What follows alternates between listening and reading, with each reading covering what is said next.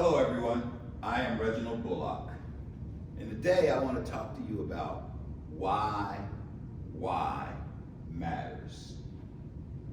Why does why matter? First and foremost, and difficult sometimes, is understanding your why. Because when you understand your why, it helps you to understand why matters.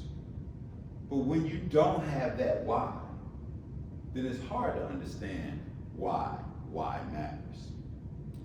I'll give you a story. It's kind of a sad story. But once upon a time, I was a smoker. And I always wanted to quit smoking.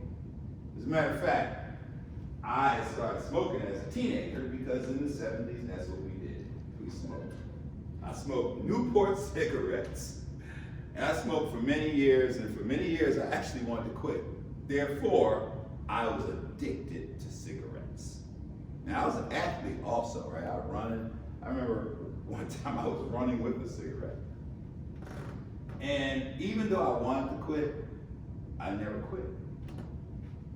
Never quit smoking cigarettes, even though I wanted to quit. And you may have things that you are addicted to or challenges that you want to overcome, and you really do want to do it, but for some reason you're not able to do it, right? One thing comes to mind, losing weight, right? Everybody wants to lose weight, but for some reason we have a hard time losing weight. So back to the cigarette story. I smoked cigarettes and wanted to quit, but I didn't have the why, or I didn't have a strong enough reason why. And once you have that strong reason why, then it tugs on you, then it pulls on you. Now, I knew that the cost of cigarettes were expensive over a period of time, so I did the calculations how much money I could save if I stopped smoking. I also knew all of the health benefits for stopping smoking. I even looked at some lungs, and they were black lungs, and they talked about the little hairs in the lungs. I'm like, oh man, I don't want any of this going on inside of me. I need to stop smoking cigarettes. And then, of course, your clothes smell bad, your closet smells bad, your breath smells bad. All of those things are bad. And in spite of all of that, I continued to smoke my Newport cigarettes. And it was bothering me until one day, my daughter ran up to me. And when she did, there was a slight accident with the cigarette.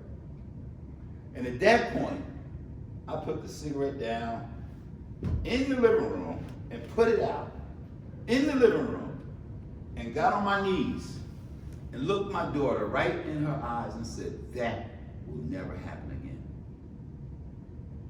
because I will never smoke again. My daughter became my why. My daughter became my why. All of those years before my daughter was even born, I smoked and wanted to stop and didn't have a strong enough reason why. So when you decide you want to do something or stop doing something, what is your why? And is your why strong enough? Because often just saying I want to stop, just saying I want to do something, just saying I want to start a business, just saying I want to go to school, I want to go to college, just saying I want to be a doctor, I want to be in the military, I want to be a lawyer, just saying I want to compete for the Olympics, or I want to be a basketball player, or I want to be a rapper, I want to be a producer, or I want to be an executive, or I want to be a lawyer, or I want to be the president of the United States. Just saying it doesn't cut it. Just saying it doesn't cut it, because your why has to be strong. Some of these things that you want to do are so powerful, so challenging, and require so much that we often quit before we even get started. And then even when we get started, we quit along the way because your why is not strong enough. Your why needs to be so strong, so compelling, that you're going to do that thing. My why was my daughter. And I was so focused on that will never ever happen. You will never smell any cigarettes in the house. You don't have to breathe that smoke. You will not be exposed to it. Nothing. Because you don't deserve that. My daughter deserved a healthy opportunity in life to breathe clean air in spite of my addiction to cigarettes. And she became my why. So what is your why? What is your why? Think about it. If you are in sales and you have quotas and you're not achieving your quotas, it's because your why is not strong enough. I work with a global sales team of a major tech company, and I coach them. Some do well, some don't. Some make excuses. And as we say in my fraternity, excuses are tools of the incompetent, built upon monuments of nothingness. Those who specialize in their uses are seldom good for anything but excuses. So I'm telling you, have a why and not excuses. Because when you have that strong why, when that why is so powerful, that why is so strong, and it's just tugging on you, you are going to achieve. You know, that's like when you're playing sports, and I don't know if any of you ever played sports where you're just so tired, you don't have nothing left in your tank, your hands hurt, your muscles hurt, atrophy setting in, the lactic acid is just killing you, and you're just gritting, but you want to win. What is your why? I served 30 years in the military, and a lot of times my why was my team. My why were those airmen and soldiers and sailors who were near me, with me, going through it with me. When I was a weapons specialist, we're carrying these heavy missiles and rockets and bombs, and our arms are hurting. They're like, okay, Reggie, get your team over there to that F-16 and load up again. I mean, we're tired, but we're a team. And our why is so strong. We're defending the national security of the United States of America. There's no more noble cause when you're in the military than that. So our why was strong, but our why was, I'm not going to let this person down. I'm not going to let this person down.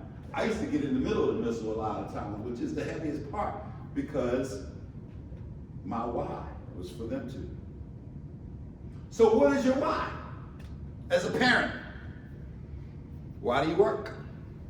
Why do you have 2, 3 jobs? Why do you get up early and make breakfast for your family? Because you care. Because you care. Often your why is associated with you caring. And for you leaders out there, I'm gonna tell you, people don't care how much you know until they know how much you care. So if your team is not going the way it's supposed to go, maybe you don't care as much as you think you do. So what is your why? So today, I just wanted to share with you, your why is important. Your why. Why is why the way it is? You got to think about that. Your why drives so many things. I mean, there are literally thousands and thousands and thousands of languages. Why learn? There's so many professions out there. There's a book called The Department of Occupation. Titles of occupation. Thousands and thousands of occupation. Why did you choose yours? Why? Why did you buy the car that you bought? Why are you dressed the way you're dressed? And why do you get up every day to do what you do? Your why. So whatever your why is, know what it is. Know why it is. Know why is your why. Know why your why is your why. Because when you know why your why is your why, that's your driving energy. That's that dopamine. That's that motivation. That's that self.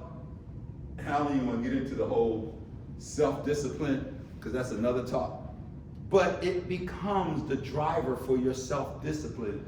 And self-discipline can be the key to so many things. If you have self-discipline, you can do anything you want to do. If you don't have self-discipline, then you need to work on having self-discipline. And you need to have a strong enough why to compel you to work on your self-discipline. So I can talk about this all day long because this is a very important subject to me because it helps people. So now I'm gonna end on that. Why do I do what I do? Why does Reggie get up early in the morning and stay up late at night and writing and doing all the things that I do? Because I'm passionate about helping people. I'm passionate about helping people.